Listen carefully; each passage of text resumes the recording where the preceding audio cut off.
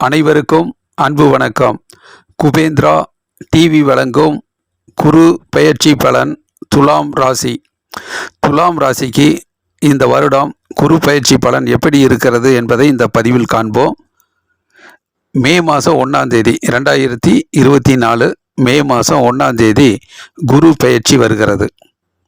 மேச ராசியிலிருந்து ரிஷப ராசிக்கு இடம்பெயர்கிறது.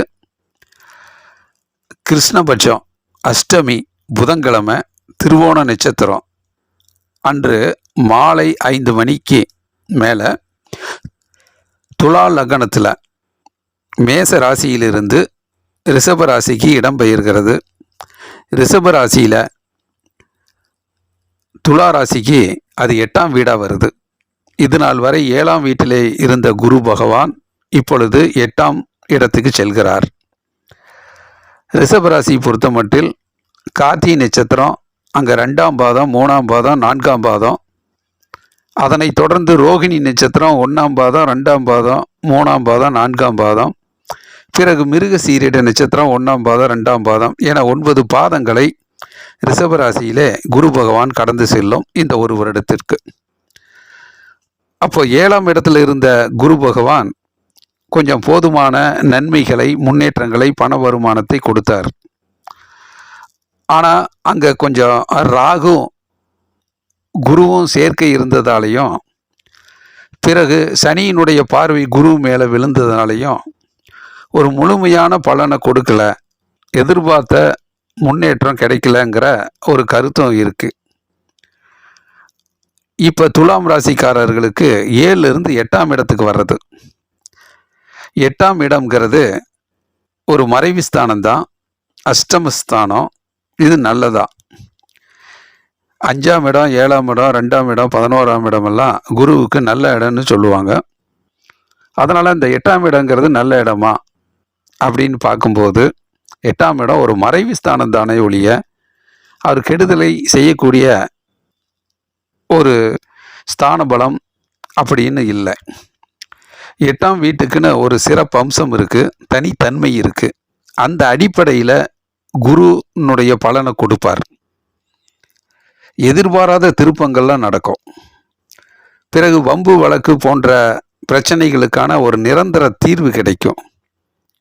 உடல் ஆரோக்கியத்தில் கொஞ்சம் கவனங்கள் செலுத்தி மருத்துவருடைய உதவியாலயம் உடல் ஆரோக்கியம் பெறுவதற்கும் வாய்ப்புகள் இருக்குது.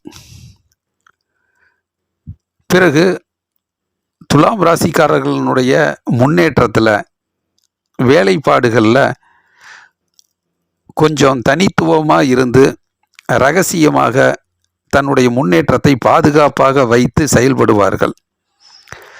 ஒரு விஷயத்தை எடுத்தால் அது ஆரம்பத்தில் எல்லாத்துக்கிட்டையும் சொல்லணும் அப்படிங்கிறது இல்லாமல் கொஞ்சம் பர்சனலாக வச்சுக்கிட்டு அதுக்குரிய எஃபர்ட்ஸை போட்டு முயற்சி செஞ்சு அதை முழுமையாக வெற்றி அடைகிற வரைக்கும் கொஞ்சம் ரகசிய வழியை பின்பற்றுவார்கள். அப்படி பயணிக்கும்போது வெற்றி எளிதாக கிடைக்கும். ஒரு சேமிப்பு, பண வருமானம் இருக்கும். அந்த பணம் நிறையா இருக்குது அப்படிங்கிறத நம்ம வெளியே தெரியப்படுத்தும் போது அது ஒரு விரயமா, செலவா, அது பொருளாதார முன்னேற்றத்தை கொடுக்காமல் போகும்.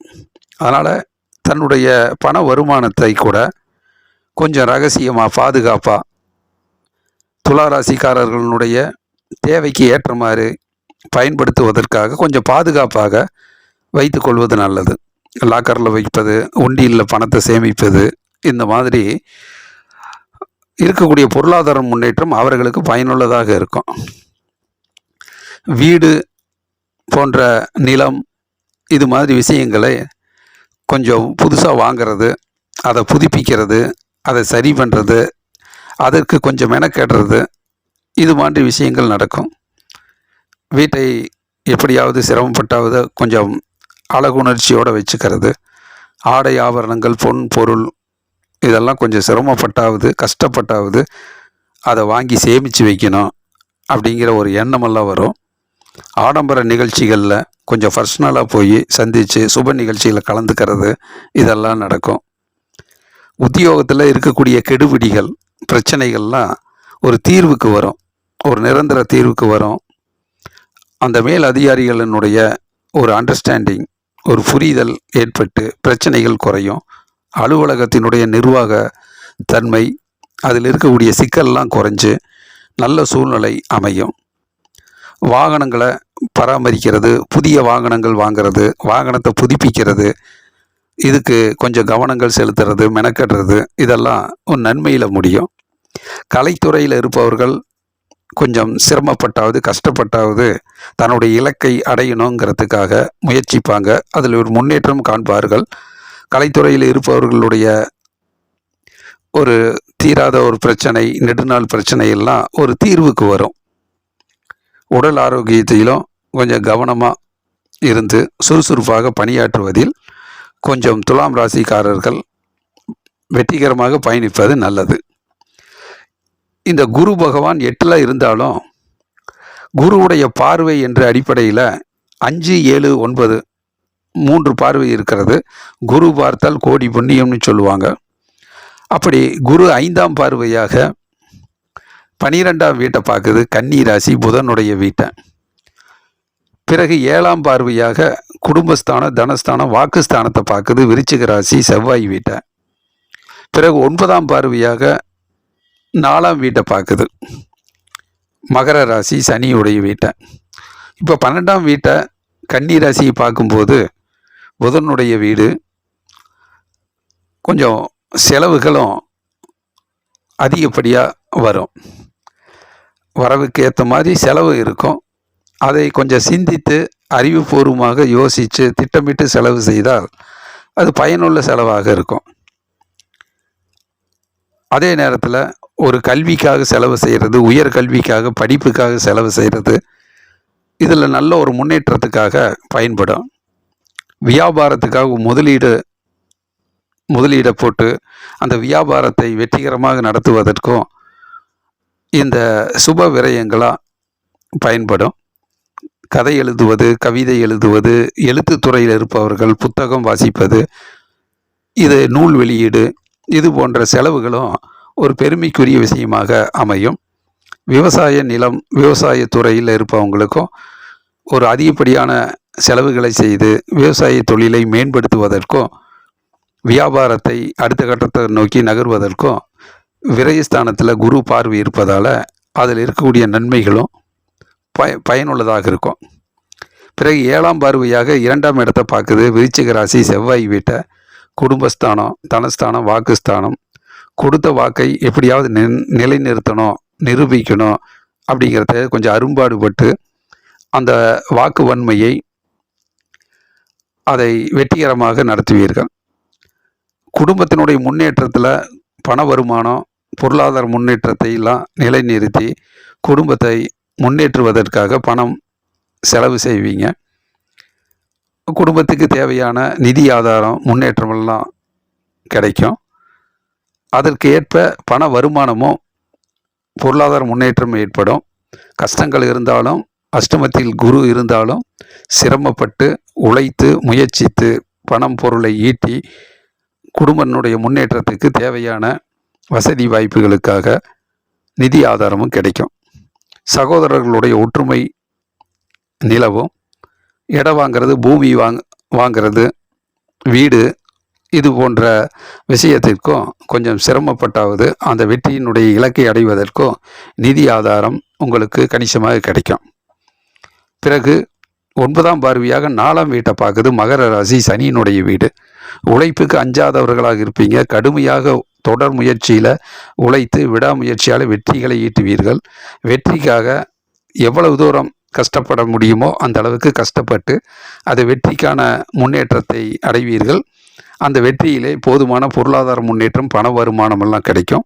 பூமி யோகம் இருக்குது. பூர்வீக சொத்து உங்களை வந்தடையும்.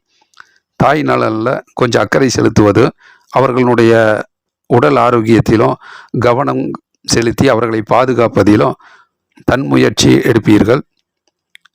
வாகனம், அந்த புதிய வாகனத்தை புதுப்பிக்கிறது, பயணங்கள் மேற்கொள்கிறது, இந்த மாதிரி விஷயங்கள்லாம் உங்களுக்கு வெற்றிக்காக உங்களுடைய பயணங்கள், பிரயாணங்கள் உங்களுக்கு சாதகமாக அமையும்.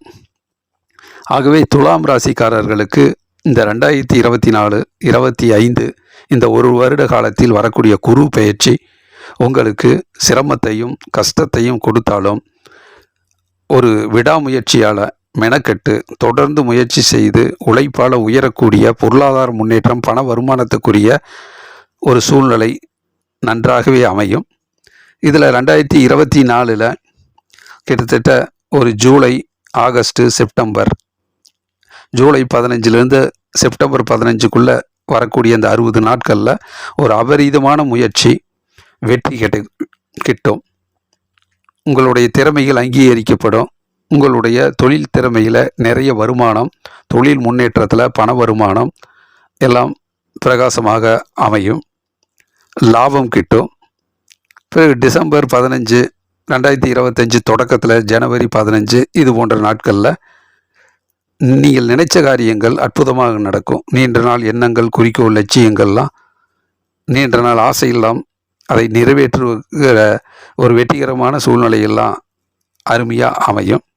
2025 அந்த வருடத்தினுடைய தொடக்கத்தில் மார்ச் 15, ஏப்ரல் 15 இது போன்ற நாட்களில் இருக்கக்கூடிய பொருளாதார பிரச்சனைகள்லாம் சரி செய்து எதிர்ப்புகள், கஷ்டங்கள்லாம் விலகி உங்களுக்கு ஒரு சாதகமான பலனை கிடைக்கும்.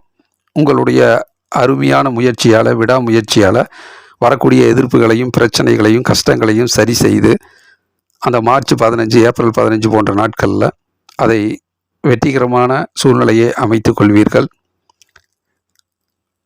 பிறகு மே மாதம், இந்த 2024 மே மாதம் முழுவதும் நல்ல பேரும் புகழும், பதவி உயர்வும், சுறுசுறுப்பாக பணியாற்றக்கூடிய மக்கள் செல்வாக்கு, பாராட்டு இது போன்ற சூழ்நிலைகள் அமையும். அலுவலக பணியில் எல்லோராலையும் பாராட்டப்படக்கூடிய ஒரு சூழ்நிலை அமையும். பூமி யோகம் இருக்கிறது. வீட்டினுடைய முன்னேற்றமும் அருமையாக இருக்கும்.